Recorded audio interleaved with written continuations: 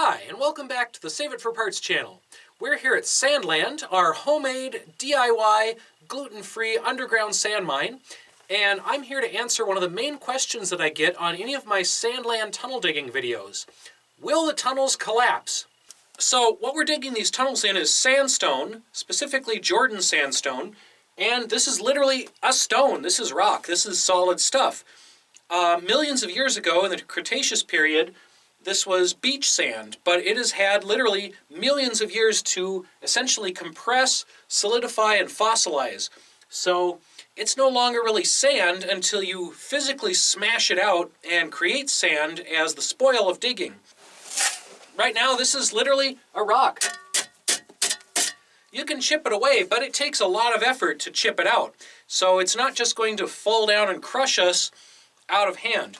It's going to take a lot of energy to release these sand grains from their compressed form. Once you do release the sand grains, they turn into loose sand, just like any other beach sand or playground sand. Now, there are definitely some downward mechanical pressures from the surrounding rock, and something that helps with that is arching the ceiling like this.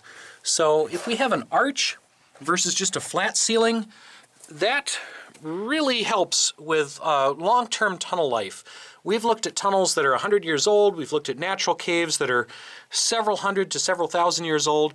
And as long as they have this arch-shaped ceiling, they remain stable for thousands of years.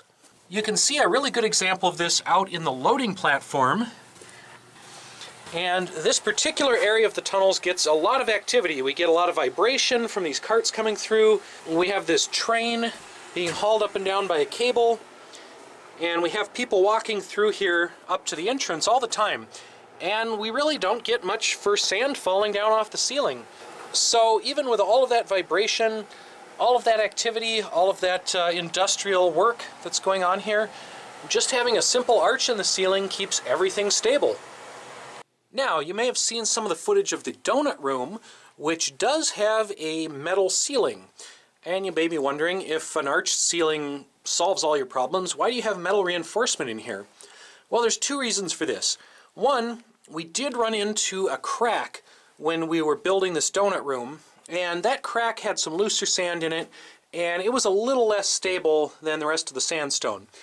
Now, for the second reason, we want the donut room to look identical all the way around. So after reinforcing and hiding the crack with the metal, the owner actually went ahead and reinforced and hid the rest of the donut room ceiling with the metal so that everything would look the same. So that as you walk around this donut room, you don't really know where you are. It's intended to be confusing, it's intended to look bigger than it really is, and just add to the experience of getting lost in an underground tunnel maze without any landmarks.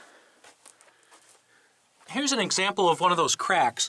So this is kind of the exception to the rule of stable, long-lasting sandstone. This crack is only a few inches wide. It doesn't really threaten the tunnels as a whole, but it is kind of annoying if you're trying to make everything look identical and make everything look nice and smooth. Now, we know that sandstone tunnels in the Midwest are generally stable and generally long-lasting because there are so many of them. The upper Midwest has a ton of Jordan sandstone, St. Peter sandstone, and other related sedimentary bedrocks, and people have been digging into these for hundreds of years. There's tunnels for mushroom caves, there's tunnels for utilities, there's tunnels for water power. There's all kinds of artificial use of the sandstone formation around here, and so we can go out and look at some of those other tunnels as examples, some of which are still being used as underground bars, restaurants, dance halls, etc. And we can see how long they've lasted, we can see how they're designed, and we can see that they are pretty safe over many, many years. To give you an example of a 100-year-old cave, here we are in a local city park in a nearby town, and this is an artificial cave or sand mine that was dug out in the 1800s, and it has remained relatively stable and structurally sound. Raw, unsupported sandstone roof, sandstone walls, no cement, no shoring, nothing like that. Here's another historic sand mine dug out in the Jordan sandstone. This one is on private property, but I do have permission to visit it.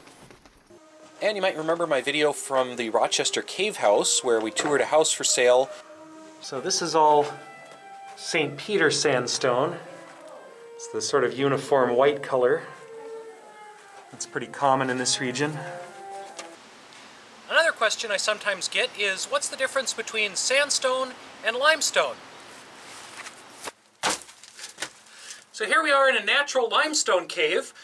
This was carved out by water over hundreds of years, both probably erosion because we are near a stream, and some action of acids and other solvents in the water. Now, as I've said before, I'm not a geologist. I can't tell you the exact chemical composition of limestone, but from my point of view, limestone is much harder than sandstone. You can't just chip this out with the jackhammers like we're doing with the sandstone.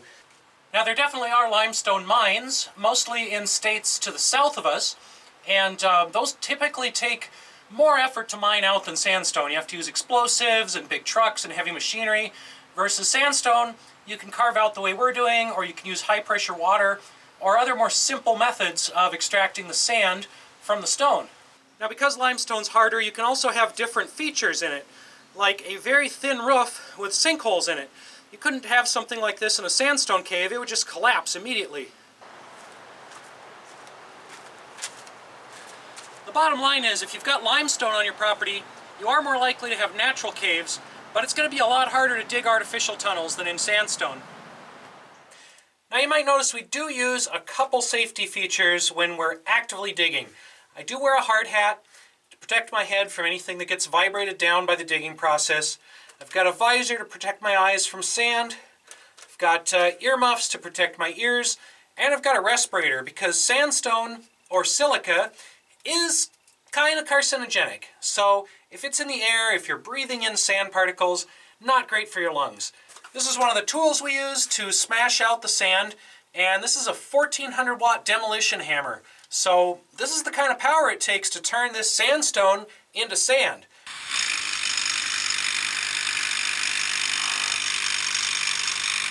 So again, here we have the sand, and this is just sand. And here we have sandstone. Again, emphasis on the stone. This is a rock. It does not crumble very easily. You have to really whack at it to get it to crumble. So that's why we know that Sandland is going to be safe and structurally sound for hopefully hundreds of years to come. I hope you've enjoyed this video, and I hope it's answered some of the questions that I frequently get asked about sandstone's structural stability.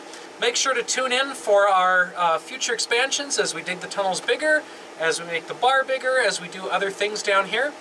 Thanks for watching, and we'll see you next time.